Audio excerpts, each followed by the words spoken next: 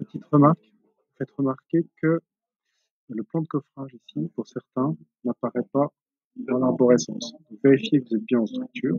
Et s'il n'apparaît pas, ce qu'il faut faire, ça vient ici. Vous voyez là, c'est gris, je ne peux rien cocher. Mais on voit que structure est décochée par défaut. Donc je vais aller dans coffrage, dans le gabarit de coffrage, et je décoche tout. Et je coche que, pardon, structure. Si je coche structure, regardez ce qui va se passer. Si j'applique, clac, c'est rajouté ici. Une fois qu'on a ça, il me manque ici, dans le, je vais vous montrer comment faire une bande noyée. Ici, on a une trémie.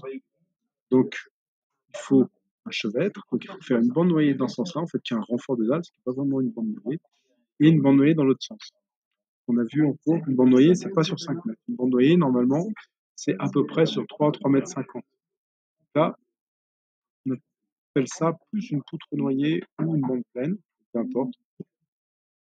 Nous, on va recréer structure poutre, et je choisis ici, non pas une poutre de 40 par 20 cm, mais je vais choisir une bande noyée que je vais accrocher de l'axe à l'axe en perpendiculaire. Si vous n'arrivez pas à vous accrocher en perpendiculaire, vous faites SP pour forcer l'accrochage perpendiculaire. Et ensuite, je fais AL et j'aligne. Voilà. Et je valide. Comme ça, j'ai mes deux bandes noyées. Maintenant, si je mets une annotation, si j'étiquette ma catégorie, je regarde, il va me choisir linteau par exemple. Moi, je vais faire tout étiqueté. Je vais choisir mon ossature qui est ossature ici. Et je ne vais pas choisir linteau, mais je vais choisir bande pleine. Je fais OK. Et là, il m'a mis une bande pleine 1, bande pleine 2, 40 par 20, donc ça c'est bon. Et simplement,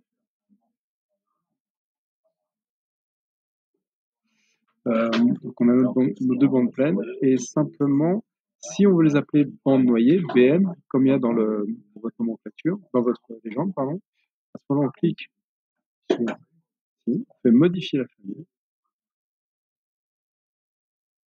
et je vais cliquer sur le libellé, que je vais modifier, et au lieu de mettre au préfixe BP, je vais lui faire afficher BN.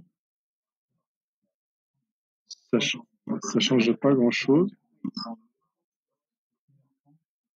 Je charge en projet, je n'enregistre pas, c'est pas la peine, et je remplace la version existante. Et il me remplace BP par BN. Voilà pour mes bandes noyées.